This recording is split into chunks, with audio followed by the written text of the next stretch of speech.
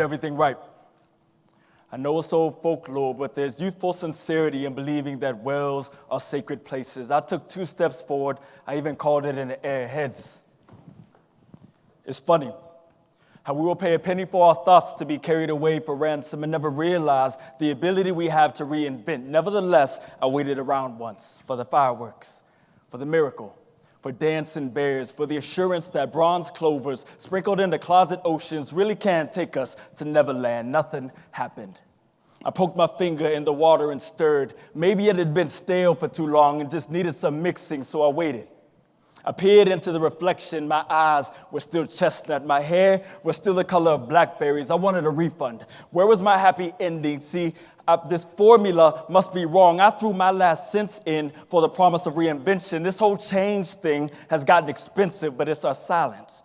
It's our silence that's unaffordable. See, the person you want to be is counting every dime, is scrounging up every nickel and placing a down payment on the beautiful brand that you are banking on. And the only thing it needs from you right now is the promissory note of investment. Just tell yourself that you will pay with whatever grit that you can muster, even if it feels like you are drowning. You are not in distress. It's simply baptism by circumstance. We only get so many chances to face the things in life that scare us. We can't always live the life we want, but live one that you can be proud of. When you work up the nerve to pick up the phone and reach out to the person that walked out on you and they don't answer, leave a message. When you give your mind and your spirit to someone and they fumble the exchange, understand that your worth was never determined by someone's ability to be able to handle it. Forgive them and pick it up. When you walk outside and there's a noose hanging from your front door, do not cower in fear. Take a deep breath and call the police. When you figure out that noose was hung by one of the students that you teach, embrace the best parts of them and tell them the story of civil rights.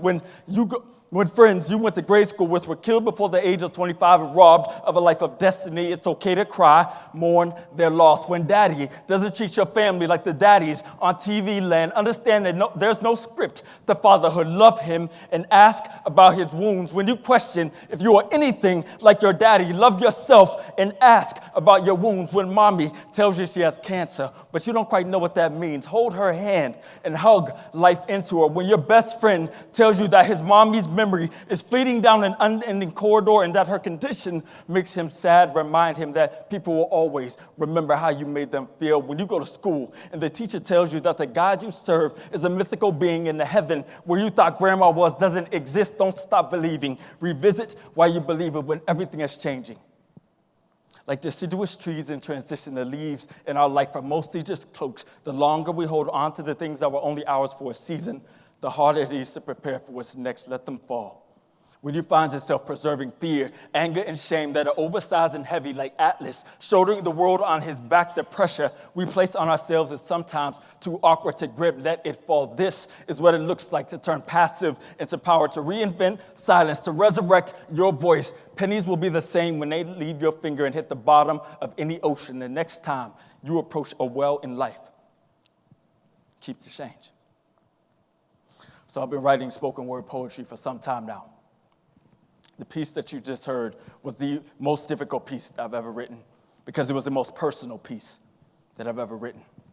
I wrote it as I was reflecting on moments in my life where I felt powerless. Now, albeit unconventional, spoken word poetry for me has been a mechanism for me to make meaning of my life experiences and to add power to my life script and to the raw materials that exist within it. It's granted me access. It's given me access to the deepest and the darkest spaces of my closet. It's allowed me to speak a truth, and it's allowed me to give honor to my thoughts in a way and in language that makes sense for me. Now, the beautiful thing about any sort of narrative writing with the addition of voice is that it can do whatever we need it to do. But I believe that there are 3 benefits to doing so overall. The first of those being moments of pause in our life. We live in a very noisy world. Everything from our family, our friends, our social groups, our students, our work. It requires a lot of time from us. I submit to you that if we're going to embrace our story and the power that exists within it, it requires moments of pause in our life, which begs the question, are we carving out time for ourselves? It was Julia Alvarez who said that I found a community in my words, in my story, in literature that I couldn't find in a community anywhere else in this country. When we have the courage not only to write our story, but to share it and add voice to it, we can be rewarded by connection to those who choose to journey along with us in community with that story.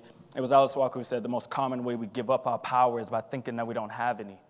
When narrated well, our stories have the ability to deliver to the reader and listeners alike aha moments of self and social insight that are far too rare in conventional forms of research. And so no matter who you are, no matter where you're from, your story is valid, your story is relevant, your story is significant.